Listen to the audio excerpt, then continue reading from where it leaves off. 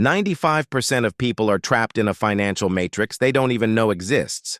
But the top 1% play a completely different game. It's called the wealth matrix, and it has 4 quadrants. First is the E, the employee. You trade time for money. No work, no pay. Next is the S, self-employed. You think you're the boss, but you actually just own a job. If you take a vacation, your income takes a vacation too. Here's the line most people never cross. On the right side is the business owner. You don't sell your time. You build a system that runs without you. And finally, the I, the investor. This is the ultimate goal. Your money stops sleeping and starts working for you, generating pure passive income. The left side works for money. The right side owns the assets.